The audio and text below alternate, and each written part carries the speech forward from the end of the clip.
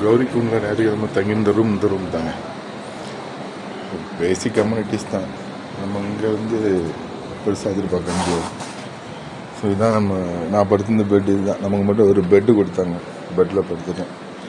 நம்ம பேக்கை தான் வச்சுருக்கிறேன்.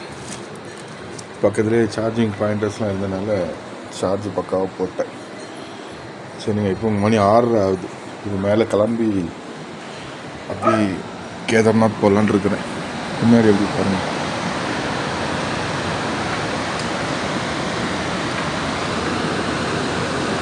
இதுதான் கீழேருந்து மேலே ஒரு பாதை பக்கத்துலேயே இருக்குது அந்த ரூம். நீங்கள் அப்படி கிளம்பலாம். கிளம்பி போகும்போது அடுத்த விளாக்கிங் பண்ணுறேன். காலையிலே குதிரைகள்லாம் வரிசையாக போயிட்டு இருக்கு.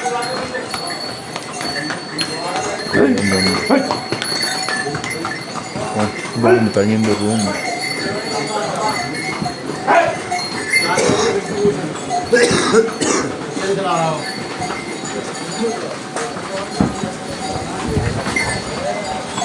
வெஜிடபிள்ஸ்லாம் அப்படியே தைக்கிறாங்க கௌரிக்குண்டில்.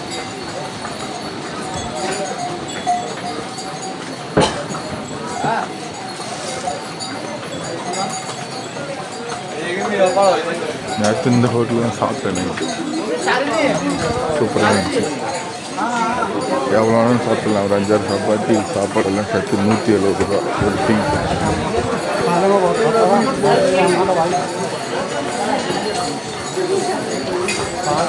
அடிக்கடி க்ளீன் பண்ணிட்டு இருக்கிறாங்க.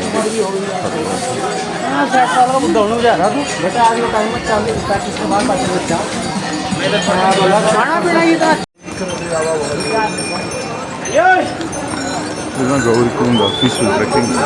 இங்கேருந்து தான் ஸ்டார்ட் ஆகுது. ஸோ இதுக்கு வர்றதுக்கே நம்ம கிட்டத்தட்ட 2 கிலோமீட்டர் நடக்கணும்.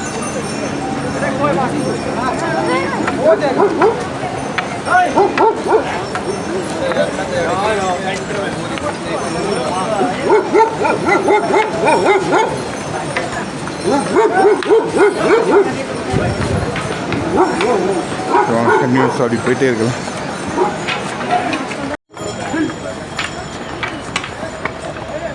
முதல் சிங்கிள் போர்டு வந்து ஜங்கிள் செட்டி 2 கிலோமீட்டர் இருக்குது.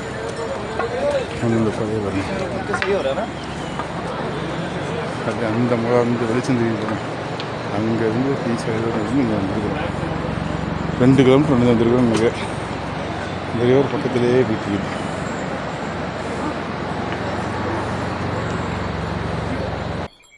நம்மளோட போயிட்டே இருக்கணும். குதிரைகள் கொண்டுறது பயங்கர பண்ணுறாங்க. நம்ம வாட்டிக்கு போயிட்டே இருக்கிறாங்க. யார் நடந்தாலும் இடிச்சு சொல்லிட்டு போயிட்டே இருக்கிற மாதிரி தான் இருக்குது குதிரையோட இது. வலிக்கி போது பாருங்க. ஆக்சுவலாக நேற்று நைட்டு நடந்துடலான்னு தான் நினச்சிட்டு இருந்தேன் இந்த இடத்துல. ஆனால் அங்கேயே ஒரு 4 மணிக்கு வந்தேன் கரெக்டாக சவுண்ட் ட்ராக்ல. அங்கேருந்து கௌரிக்குண்ட் வரக்கூடிய அந்த டாக்ஸி பிடிக்கிறதுக்கு கிட்டத்தட்ட ஒரு 3 hours அங்கே பிளாக் பண்ணிட்டாங்க. ஏதோ லேண்ட் ஸ்லைடிங்னு சொல்லி. ஸோ கௌரிக்குண்ட் ரீச் ஆகும்போது கிட்டத்தட்ட 9 ஆயிடுச்சு.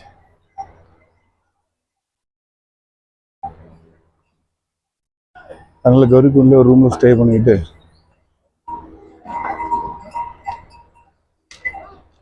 காலைல ஒரு 6:30 கிளம்பி நான் போயிட்டே இருக்கிறேன். நிறையா நடந்துட்டு இருக்கிறாங்க. நம்மளும் அப்படியே நடந்து போயிட்டே இருப்போம்.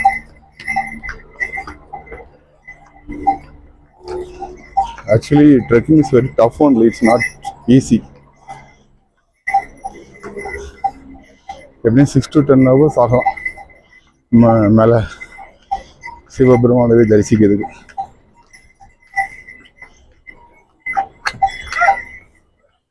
இது வளர்க்குது பார்த்தீங்களா?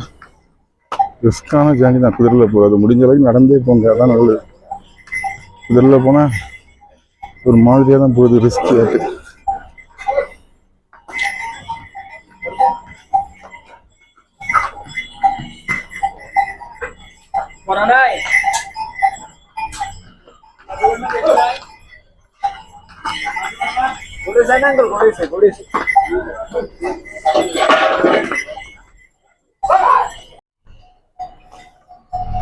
இப்போ உங்களுக்கு ஒரு சீன் காட்டுன்னு பாருங்க. இந்த தூரத்துல தெரியுது பாருங்க வெள்ளி பனிமலை. அதை பார்த்தாலே ஒரு குறிப்பாயிடுச்சுங்க. ஜூம் பண்ணி காட்டுறேன்.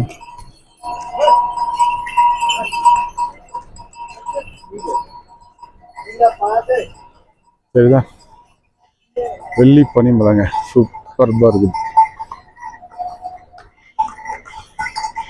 நானும் வீடியோவில் டிவியில் நியூஸ்லாம் பார்த்துட்டு இருந்தேன். இப்போ டைரெக்டாக பார்க்க வந்துருக்கேங்க. ஓம் நம சிவாய. இந்த போர்டில் என்ன போட்டுன்னு பார்த்தீங்கன்னா கேதுனாக்கு 15 கிலோமீட்டர்ஸ் சொல்லி. ஆக்சுவலாக 15 கிலோமீட்டர்ஸ் இல்லை, இன்னும் எப்படியும் ஒரு 20 கிலோமீட்டர்ஸில் போண்டி இருக்குன்னு நினைக்கிறேன்.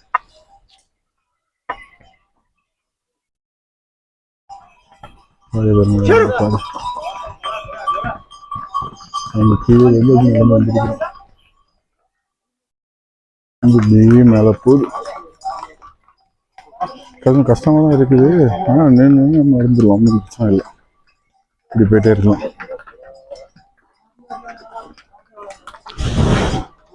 அந்த ஜங்கிள் ஜெட்டி அப்படின்னு ஒரு போர்டு பார்த்தோம்னா 2 கிலோமீட்டர். அது வந்துட்டா வரல என்ன தெரியல. நீங்கள் போயிட்டு எடுத்தது லாகிங் பண்ணுறேன்.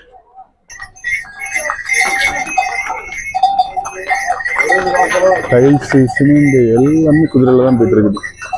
இருக்கும்போது பாருங்க எல்லாம் டைல்ஸ். கொஞ்சம் முன்னாடி எல்லா குதிரையும் சிமெண்ட் போயிடுச்சு. அப்படியே அருவி போலியோவில் எப்படி போகுது பாருங்க. பாதை அப்படியே போகணும், கீழே அப்படியே டீப்பாக பாருங்க. அப்படியே சுற்றி வந்துட்டே இருக்கணும்.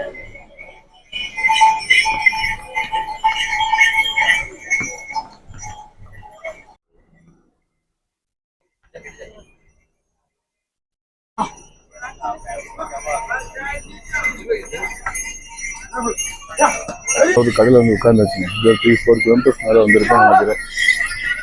மேகி செய்யுது, அதில் சாப்பிட்டுட்டு இது பண்ணி போகலாம். அப்போ தான் நமக்கு கொஞ்சம் குளிரும் நல்லா ஸ்டார்ட் ஆகிட்டு தான் குள்ளத்தி போட்டேன்.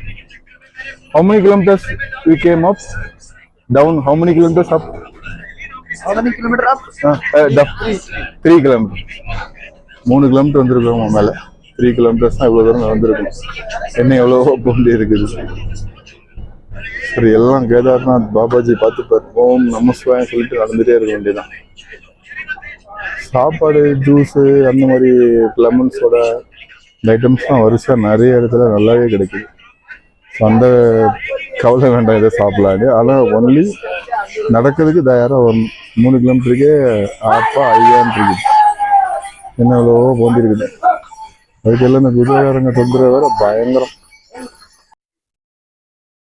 இன்னொரு அப்டேட் நான் இப்போதான் கேட்டேங்க. அதே மாதிரி நேற்று நைட்டே நான் தெரிஞ்சுக்கிட்டேன். அதாவது என்னன்னைக்கு கௌரிகுண்ட் வந்து 6 o'clock ஸ்டாப் பண்ணிடுவாங்க. கௌரிகுண்டுக்கு மேலே நம்மளை ஒர்க் பண்ண விட மாட்டாங்க, நடக்க முடியாது. ஸோ ட்ரெக்கிங் மார்னிங் தான் ஸ்டார்ட் பண்ண மாதிரி இருக்கும். ஸோ நைட்டு ட்ரெக்கிங் அலௌடு கிடையாது. கௌரிகுண்டில் 6 o'clock வரை ஸ்டாப் பண்ணிடுவாங்க.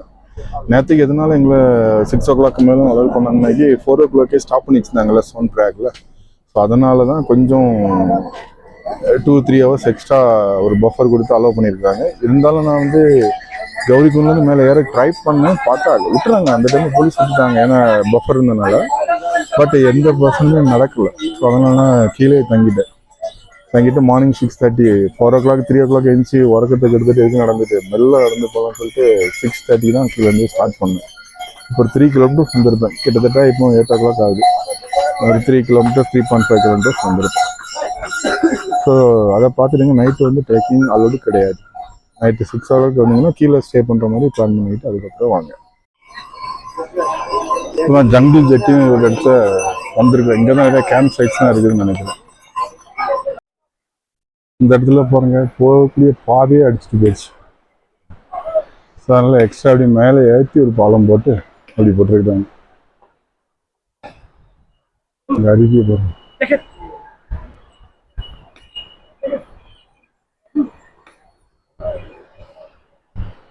கொஞ்சமாக வெயில் ஆரம்பிச்சிச்சு. கேதார்நாத்தை சிவனை பார்க்கறதுக்காக பயணம் போய்கிட்டே இருக்கும். கிட்டத்தட்ட ஒரு 4 கிலோமீட்டர்ஸ் தான் வந்திருப்பேன்னு நினைக்கிறேன். இந்த வியூ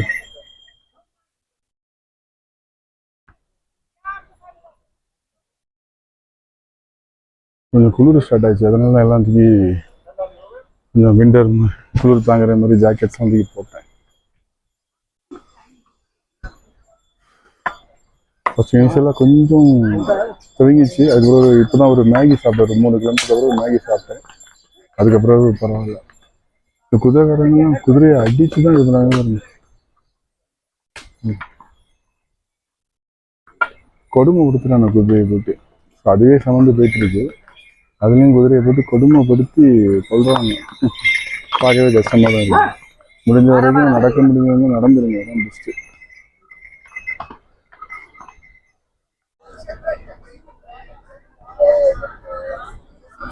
ஒரு வழியாக பீம்பாலி வந்துட்டோங்க. கீழேருந்து 6 கிலோமீட்டர்ஸ் தான் பீம்பாலி. இங்கே தான் நமக்கு பேஸ் கேம்ப் இல்லை, தங்குறதுக்கு ஏதாவது டென்ட் வேணால் இதில் இருந்தால் நமக்கு ஆப்ஷன்ஸ் இருக்குது. ஸோ நேற்றுக்குள்ள பிளான் ஆக்சுவலாக இங்கே வந்து தங்குறது தான் என்னோட பிளான். நான் அங்கே வந்து நம்மளை ஸ்டாப் பண்ணனால அங்கேயே நின்றுட்டேன். பரவாயில்ல, அதுவும் நல்லது தான். பாருங்கள், அங்கே தான் அந்த பாதை அப்படி பிரிஞ்சு போகுது ரெண்டா. இருங்க, தெரியல, ரெண்டாவது காட்டுறேன். மணி இப்போ 10:30 ஆச்சு. 6:30க்கு நடக்க ஆரம்பித்தோம். இது 4 மணி நேரம் 6 கிலோமீட்டர் வந்திருக்கோம். சரி, இன்னும் கொஞ்சம் தூரம் தானே, 10 கிலோமீட்டர் தானே பெறலாம். ஓம் நம சிவாய். அப்படி பீம் கோயில் ஒரு இடத்துக்கு வந்துட்டோம். இங்கே தான் பாதை ரெண்டா பிரிஞ்சு வருது.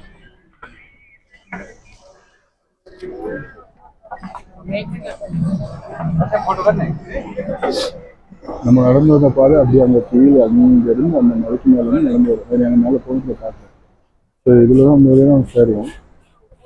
இல்லைங்க, 2 பாதை போயிடுது. ஒன்று மேலே, இன்னொன்று இந்த பாதை. நம்ம இந்த பாதையை இப்படி ஏறி அப்படியே அந்த ஸ்டெப்பாக நம்ம ஏறி பாருங்க. ஏறி அங்கே போகணும். இந்த பின்னாடி பனிமலை தெரியுது பாருங்க. லாஸ்ட்டில் பனிமலை தெரியுது, அங்கே போகணும். இன்னும் 10-12 கிலோமீட்டர் சொன்னாப்புல. ஒரு 3-4 ஹவர்ஸ் ஆகும் அவங்க கடையில். அந்த பாதை தான் ஆக்சுவலாக நடந்து போடிய பாதை. ஸோ அந்த பாதை அதுக்கும் க்ளோஸ் ஆகிருக்குதா, இது அங்கே ஏதோ பிளான் சைடுங்கிறதுனால அங்கேயும் க்ளோஸ் பண்ணுறாங்க. இப்படி போகணும்.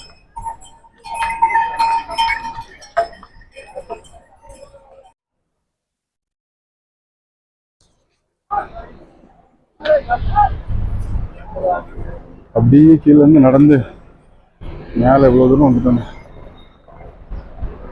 இது பாருங்க, அங்கே போனோம். அந்த வெண்ணி பள்ளிமலை அங்கே தெரியுது, அங்கே வரைக்கும் போனோம். நீங்கள் நடந்து அப்படியே சுற்றி போயிட்டே இருக்க வேண்டியதான். நிறைய ஸ்டால்ஸ் இருக்குது, சின்ன சின்ன நிறைய ஸ்டால்ஸ் இருக்குது.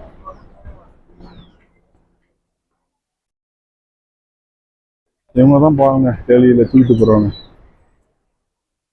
குதிரையை அடிச்சு கொண்டு போகிறோம். நல்லா குதிரைக்காரங்க நம்ம இவரை பாருங்க தூக்கிட்டே போகிறது வேலை. இவங்களாம் கடின உழைப்பல்.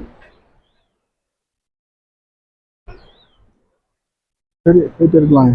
ஓம் நம சிவாய். இப்படின்னா 6 கிலோமீட்டர் இருக்குன்னு சொன்னாங்க. இதுலேருந்து இப்போ நான் இருக்கிற இடத்துலேருந்து அப்படி அப்போ பாதி வழிக்கு மேலே வந்துட்டேன்.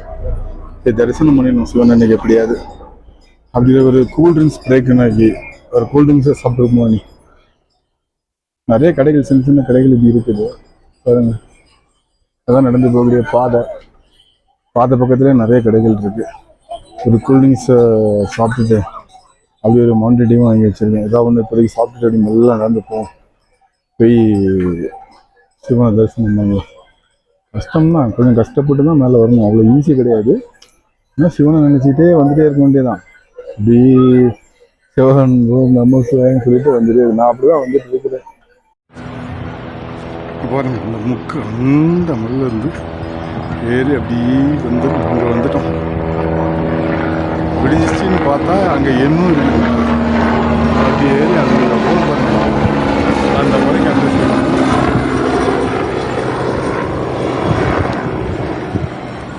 அதோ போக நிற்காம அப்படியே அந்த மலைக்கு அந்த சைடு போகணும். அங்கே வரைக்கும் அந்த மலைக்கு அந்த சைடு போகணும்.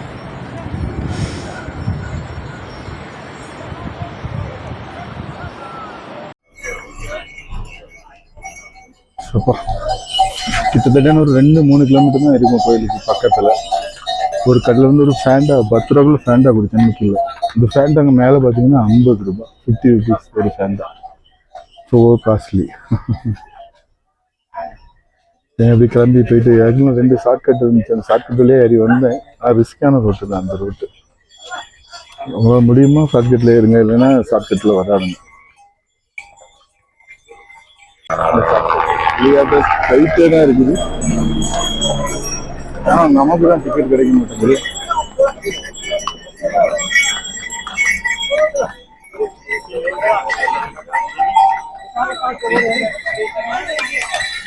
ட்ரெண்டிங் ஆப்ஷன்ஸ்லாம் இங்கே நிறைய இருக்குது. இந்த ஸ்டே பண்ணால் இந்த ஏரியா வந்து ஸ்டே பண்ணிக்கலாம். என்ன போது பார்த்தீங்களா, இதுதான் ஷார்ட்கட்டு. இந்த வழியாக போயிட்டு இந்த குறுக்க பரவாயில்ல இப்படி சுற்றிட்டு வரணும். எப்படி ஷார்ட்டாக போயிடும். நம்ம வேறு போகிறாங்கல்ல அந்த இதெல்லாம் பாருங்க, எல்லாம் இதாகி ஃபுல்லாக இதாகி கிடைக்கும். அரிச்சிட்டு போயிடுச்சுலாம் மண்ணெல்லாம். யூஸ்வலாக நம்ம நடந்து போகக்கூடிய போது வந்து அந்த சைடு தான் போகணும். ஸோ ஒரு 5-6 இயர்ஸ் முன்னாடி ஒரு ஃப்ளட் வந்துச்சுல்ல, 5-6 இயர்ஸோ 10 இயர்ஸ் முன்னாடி, அந்த ஃபுல்லாக அதெல்லாம் அடிச்சுட்டு போனாலே தான் நம்ம குதிரை போட பாதை ஏறி போயிட்டுருக்குறோம்.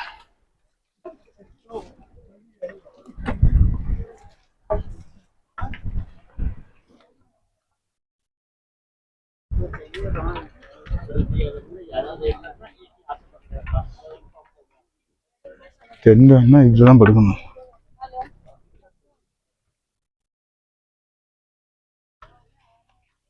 இது நிறைய டென்ட்ஸ் இருக்குது.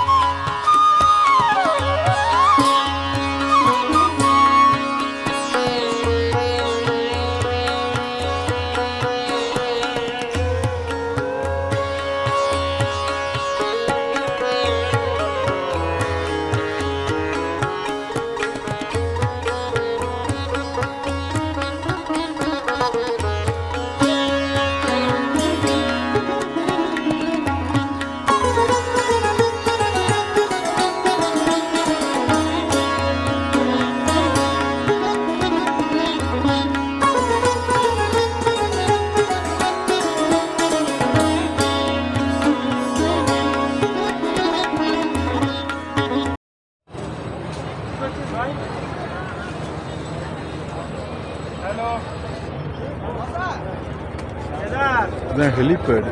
ஆனால் நமக்கு டிக்கெட் கிடைக்கல, கிடைச்சவங்களாம் ஜாலியாக போகிறாங்க ஹெலிபேடில் இறங்கி. இது பாருங்க ஹெலிகாப்டர் வந்து இறங்கி ஒரு செகண்ட் அது தலை கூட்டிகிட்டு போயிட்டே இருக்குது.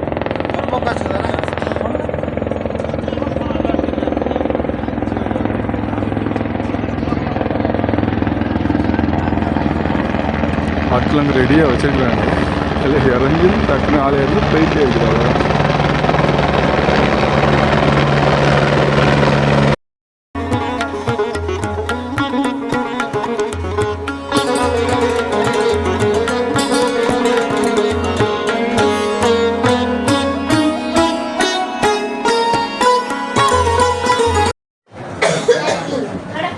காலைல 6:30 ஆரம்பித்தாங்க நடக்கிறதுக்கு, 3:30 நான் வந்து 10 நிமிஷம் சாமி கும்பிட்டுருக்கேன். நேற்றுக்கு வந்து லேண்ட்ஸ்லைடிங்லாம் நிறைய உடல் கோயிலுக்கு விடாதனால கூட்டம் ரொம்ப குறைஞ்சிருச்சு. மறுபடியும் வழியில் பார்த்தீங்கன்னா ஒரு பிரச்சனை இல்லை, ஆனால் குதிரை இவங்கெல்லாம் தான் ரொம்ப நம்மளை இடித்து தள்ளிட்டு போகிற மாதிரி இருக்குது. மற்றபடி நல்லா ஸ்டெமினா நடக்குது. ரொம்ப கஷ்டப்பட்டு தான் நடந்து வரணும். அந்தளவுக்கு நமக்கு கால்கையில் நல்லா வலிக்கும், வலிச்சுலாம் வரும். போகிறோம் இப்போ வரும் பார்த்தாலும் வராது, நடந்துகிட்டே தான் இருக்கணும். கடைசியாக வந்து கேட்குறீங்கன்னா சிவனை பார்த்தப்போ தான் நமக்கு மனசில் ஒரு ஆனந்தம் வரும். அதே நேரத்தில் நமக்கு வந்து கால் வலிக்குது கை வலிக்குதுன்னு தான் இருக்கும். அதே மாதிரி வரடைய வழியில் வந்து நிறைய சாப்பாடுக்கு ஆப்ஷன் நிறையா இருக்குது. காஸ்ட்லி நம்ம ஊரில் 10 ரூபாய்க்கு சின்னதாக பாட்டில் விற்பாங்க ஃபேண்டா, அதெல்லாம் 20 ரூபா. 40 ரூபாய்க்கு இருக்கக்கூடிய ஜூஸஸ்லாம் பார்த்தீங்கன்னா டபுளாக இருக்கும். அடுத்து கொஞ்சம் மேலே வந்தீங்கன்னா ட்ரிபிள் ஆகும். கோயில்கிட்ட வந்துட்டிங்கன்னாக்கி 10 ரூபாய்க்கு இருக்கிறது 50 ரூபா, 50 ரூபா 60 ரூபா அப்படி இஷ்டத்துக்கு சேல் பண்ணுறாங்க. மற்றபடி பாதி வரைக்கும் நான் மேகி மசாலா சாப்பிட்டேன், அது 50 ரூபா. அது நல்லா இருந்துச்சு. தண்ணி எந்த வரிசையாக இருக்கிற எந்த ஹோட்டலையும் நம்ம பாட்டில் வச்சு நம்ம எடுத்து குடிச்சிக்கலாம். வாட்டர் பாட்டில்லாம் ரேட் ரொம்ப காஸ்ட்லி. நல்லா எக்ஸ்பீரியன்ஸாக இருந்துச்சு. செகண்டில் குளிர் பாருங்கள், தண்ணி எப்படி அடைக்குது.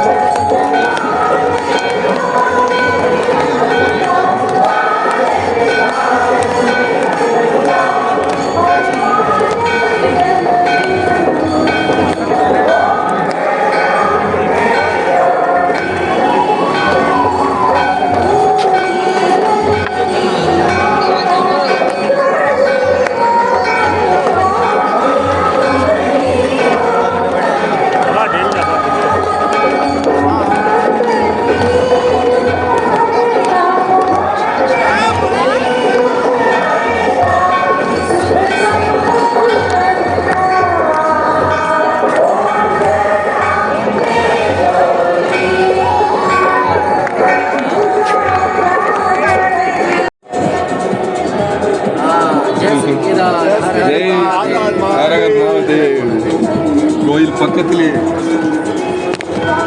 கடை சாப்பிடும்.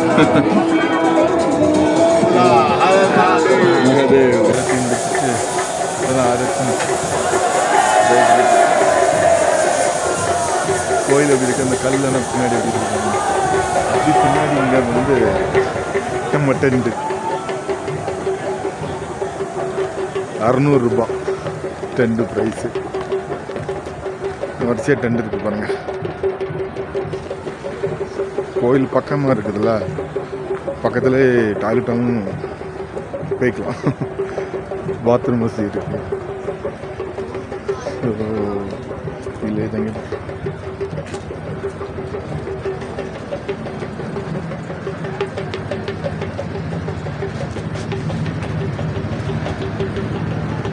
சேலம் டென்ட் தான், 50 டென்ட்டு தான் நம்ம டென்ட் அங்கே இருக்கு.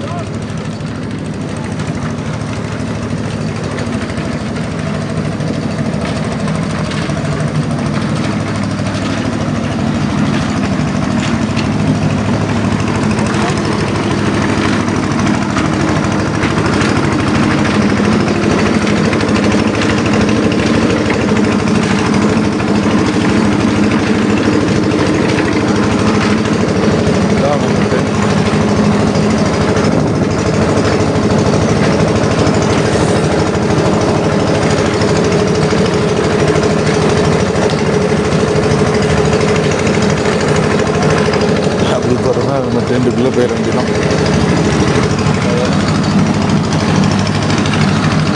நைட்டு 4-6-7 மணி நேரம் படுத்துக்கிட்டு அப்படி கிளம்பிட வேண்டியதுங்க.